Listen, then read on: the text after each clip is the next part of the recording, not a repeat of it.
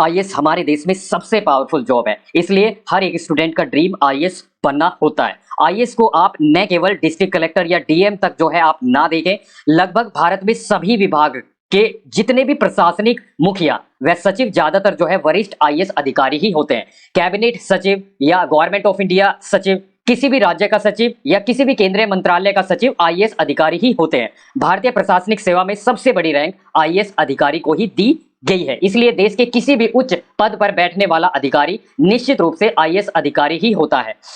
दोस्तों, आज की वीडियो में हम बिल्कुल एकदम लेटेस्ट इंफॉर्मेशन के साथ आईएएस अधिकारी क्या होता है, आईएएस के लिए क्या क्वालिफिकेशन चाहिए, एज लिमिट आयु सीमा कितना आपका होना चाहिए, आप फॉर्म कब भर सकते हैं, फॉर्म भरने के लिए कितना परसेंटेज आपका होना चाहिए, परीक्षा कौन आयोजित करता है, एग्जाम की कितने स्टेज होते हैं, आप कितनी बार अटेम्प्ट इस परीक्षा को दे कर सकते हैं, कट ऑफ कितना होता है, चाहे वो प्रारंभिक परीक्षा का हो या मुख्य परीक्षा का, सिलेबस क्या होता है, चयन की पूरी प्रक्रिया क्या होती है और इसमें सैलरी आपको कितनी मिलती है और इसके लिए पढ़ाई कैसे की जाए। तो संपूर्ण जानकारी जो है आईएएस बनने के संबंध में जो है बिल्कुल लेटेस्ट इंफॉर्मेशन के अनुसार आपको यहाँ पर मिलने वाली है। दोस्तों, ये वीडियो काफी डिटेल्ड में बनाई गई है, तो ये वीडियो थोड़ी सी लंबी हो सकती है, तो बिल्कुल भी घबराए नहीं। इतना आश्वासन मैं देता हूं कि अगर आपने ये वीडियो बिना स्किप करे आपने शुरू से लेकर अंत तक देखी तो आपका कोई भी डाउट जो है यहाँ पर नहीं रहने वाला है आईएएस अधिकारी बनने के संबंध में।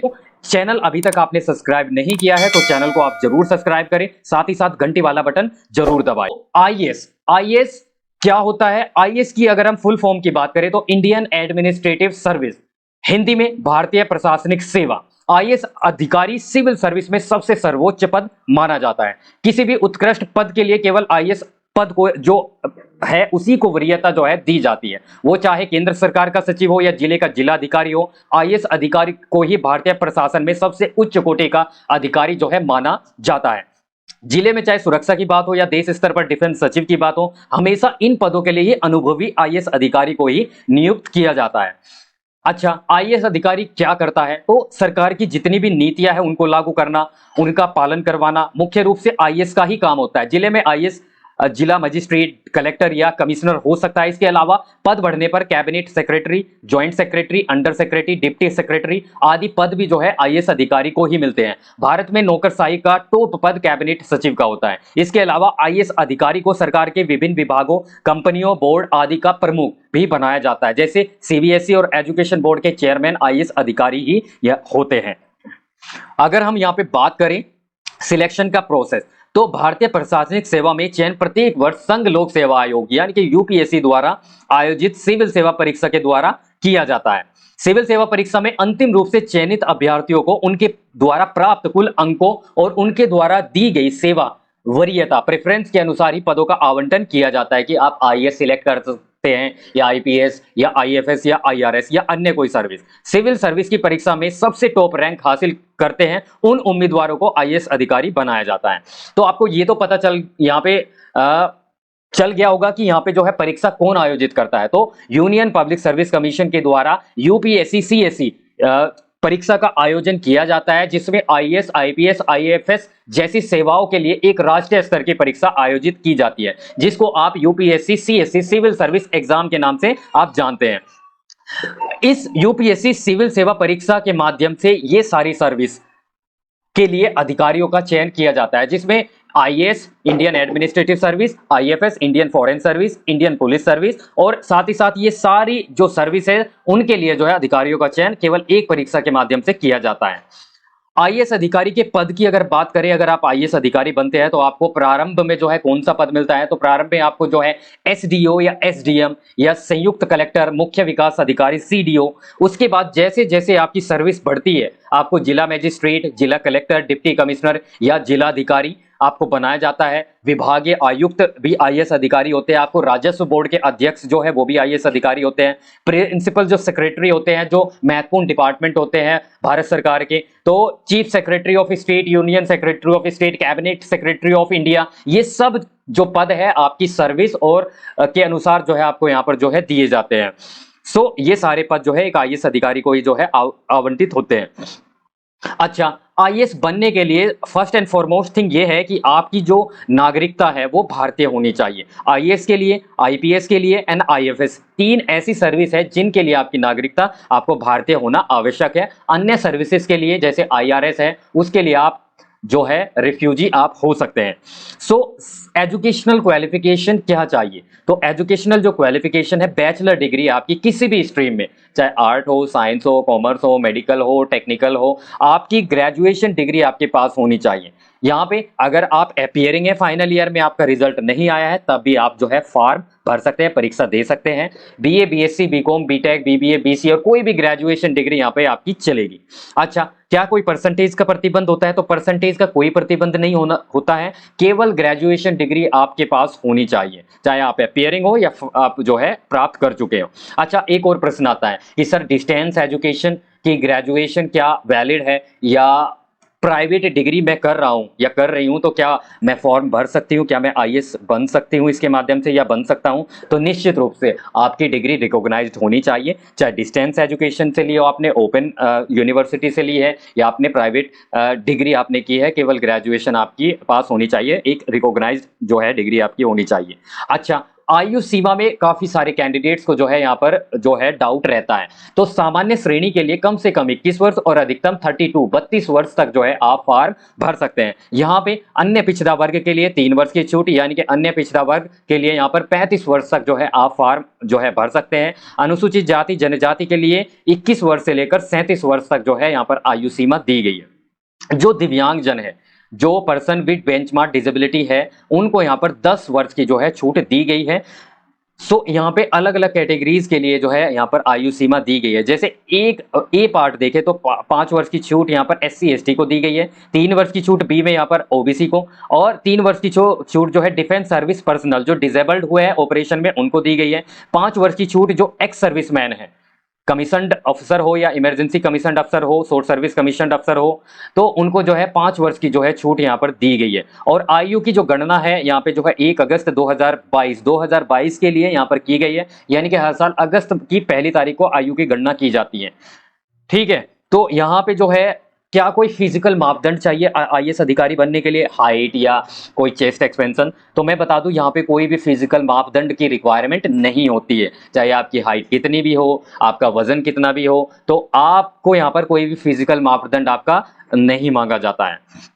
अच्छा, आईएएस जो सिविल सेवा परीक्षा है उसमें अटेम्प्ट का भी प्रतिबंध होता है। अटेम्प्ट कहने का मतलब है कि कितनी बार इस परीक्षा को आप दे सकते हैं। जनरल कैटेगरी के कैंडिडेट के लिए अधिकतम जो है 6 अटेम्प्ट, यानी कि 6 बार इस परीक्षा को दे सकते हैं, 32 वर्ष तक अधिकतम आयु सीमा। ओबीसी के लिए अधिकतम 9 अटेम्प्ट है, 9 बार इस परीक्षा को जो है ओबीसी कैंडिडेट दे सकते हैं, जब तक उनकी अधिकतम आयु सीमा जो कि 35 वर्ष है। एससी एसटी के लिए कोई लिमिट नहीं है, जब तक उनकी आयु सीमा है यानी कि 37 वर्ष तक वो जो है यहाँ पर कितनी भी बार जब तक उनकी आयु सीमा है इस परीक्षा को दे सकते हैं। अब अटेम्प्ट कब काउंट होता है? ऐसा तो नहीं है कि मैंने फॉर्म भर दिया, मैंने प्रारंभिक परीक्षा नहीं दी तो क्या मेरा अटेम्प्ट काउंट होगा? तो बिल्कुल नहीं। अटेम्प्ट तभी काउंट होगा जब आप प्रारंभिक परीक्षा में बैठेंगे, यानी कि प्रारंभिक परीक्षा आप देंगे। सिलेक्शन के चांस की बात करें, लगभग हर साल जो है लगभग 11 लाख अभ्यर्थी जो है वो फॉर्म भरते हैं। 5 लाख के लगभग जो अभ्यर्थी जो है इस परीक्षा को देते हैं। 2022 में अगर वैकेंसी की बात करें तो 861 टोटल जो है वैकेंसी है, इसमें सभी सर्विस जो है सम्मिलित है। तो यहाँ पे जो सिलेक्शन की चांस है वो 0.21 इस प्रकार से जो है सिलेक्शन के चांस आपके यहाँ पर रहते हैं। तो काफी हार्ड, काफी कठिन जो है ये परीक्षा मानी जाती है। अच्छा, फॉर्म कब आते हैं? तो फॉर्म जो है हर साल फरवरी महीने में जो है यहाँ पर नोटिफिकेशन जारी होता है। सो यहाँ पे जैसे ही नोटिफिकेशन जारी होता है, मैं अपने चैनल पे भी नोटिफिकेशन आपको देता हूँ, तो चैनल को जरूर सब्सक्राइब करें ताकि आपको ऐसे ही नोटिफिकेशन मिलते रहें। अच्छा, हर साल फरवरी महीने में यहाँ पर नोटिफिकेशन आ जाता है और लगभग मई से जून के बीच जो है आपकी परीक्षा जो है प्रारंभिक परीक्षा होती है। एप्लीकेशन फीस काफी कम होती है, जनरल ईडब्ल्यूएस ओबीसी के लिए 100 रुपए होती है, और चाहे फीमेल जो महिला कैंडिडेट है, चाहे वो किसी भी कैटेगरी की है, एससी एसटी कैंडिडेट्स है या दिव्यांग जन है, उनको यहाँ पर एप्लीकेशन फीस से छूट प्रदान की जाती है, तो उनको यहाँ पर फीस देने की आवश्यकता नहीं पड़ती है। आवेदन कैसे करना होता है? तो आवेदन आपको ऑनलाइन करना होता है। एग्जाम की स्टेज की अगर बात करें तो यहाँ पे 3 स्टेज में ये एग्जाम होता है। सबसे पहले प्रारंभिक परीक्षा, उसके बाद आपकी मुख्य परीक्षा मेंस एग्जाम, उसके बाद इंटरव्यू। अच्छा, एग्जामिनेशन सेंटर जो है आपके कौन कौन से जो है यहाँ पर रहते हैं? Examination centre all over India रहते हैं, आप देख सकते हैं। ये प्रारंभिक परीक्षा के एग्जाम सेंटर है। मुख्य परीक्षा के एग्जाम सेंटर कम रहते हैं, तो आप यहाँ पर देख सकते हैं। जो मुख्य सिटी है वे एग्जाम सेंटर यहाँ पर रहते हैं। अच्छा, इस प्रकार से जो है आपको यहाँ पर जो है OMR सीट मिलती है। आपको यहाँ पर ब्लैक पेन से जो है गोले बनाकर जो है आपको यहाँ पर रोल नंबर, आपको आंसर सीट में जो है इस प्रकार से उत्तर यहाँ पर देने होते हैं। इस प्रकार की जो है उत्तर पुस्तिका आपकी जो है यहाँ पर दी जाती है। इंग्लिश और हिंदी दोनों भाषाओं में जो है प्रश्न यहाँ पर रहते हैं। अब हम परीक्षा का जो पैटर्न है उसकी बात कर लेते हैं। जो प्रारंभिक परीक्षा है ऑफलाइन पेन एंड पेपर वाली OMR सीट वाली परीक्षा होती है। यहाँ पर प्रारंभिक परीक्षा में यहाँ पे 2 पेपर होते हैं। पहला पेपर जर्नल स्टडी का होता है, 100 जो है क्वेश्चंस इसमें होते हैं, 200 मार्क्स जो है इसके अधिकतम होते हैं, 2 घंटे का समय दिया जाता है।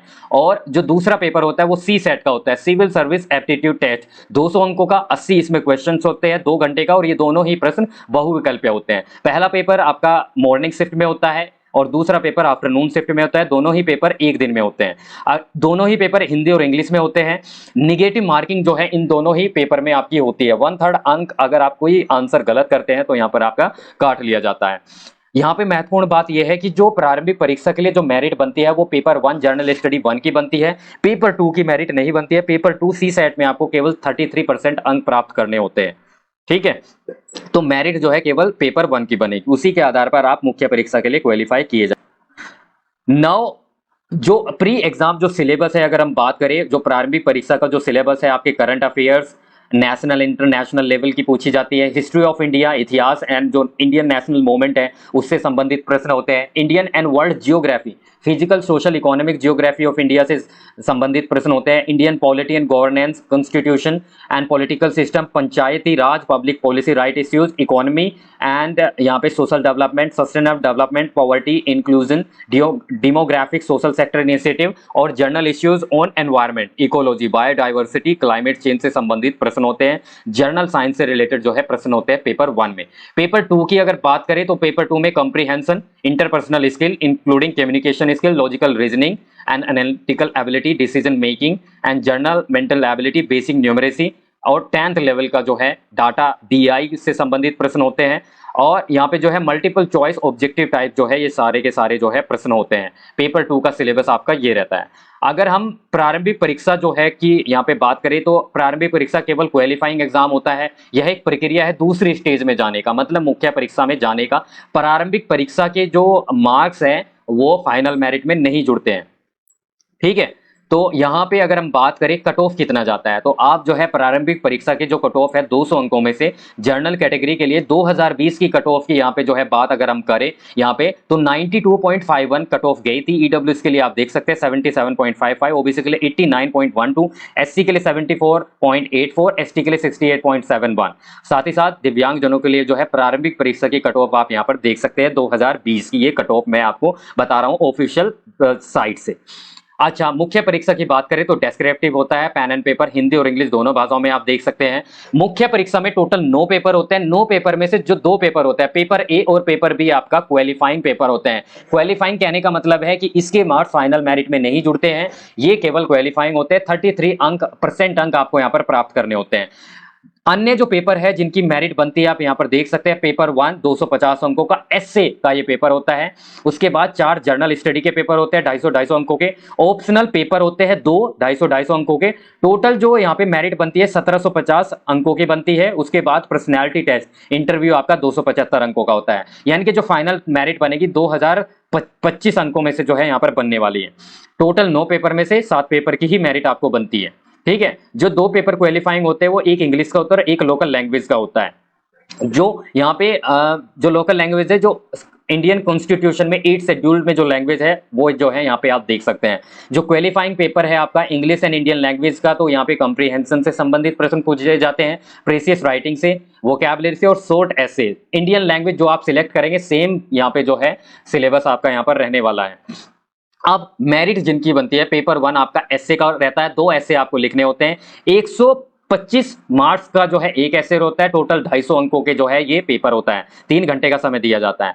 पेपर 2 आपका जर्नल स्टडी का होता है। Indian history and culture, world geography and society से संबंधित प्रश्न इससे पूछे जाते हैं। पेपर 3 आपका governance and constitution, polity, social justice and international relation से संबंधित प्रश्न पूछे जाते हैं। पेपर 4 आपका जो है technology, economic development, biodiversity, environmental security and disaster management से संबंधित प्रश्न पूछे जाते हैं। पेपर 5 आपका जो कि GS4 होता है, ethics, integrity integrity and aptitude से संबंधित होता है। यहाँ पे जो है आपका क्या एप्टीट्यूड है, आपकी क्या सोच है, उसी से संबंधित जो है प्रश्न आपसे यहाँ पे पूछे जाते हैं। जो पेपर 6 और 7 होते हैं वो ऑप्शनल सब्जेक्ट एक जो आपको सिलेक्ट करना होता है। ये सारे सब्जेक्ट आपको दिए गए हैं, एक सब्जेक्ट आपको ऑप्शनल यहाँ पे सिलेक्ट करना होता है। उसके 2 पेपर होते हैं, पेपर 1 और पेपर 2, 250 अंकों के, यानी कि जो ऑप्शनल सब्जेक्ट है आपका 500 अंकों का होता है।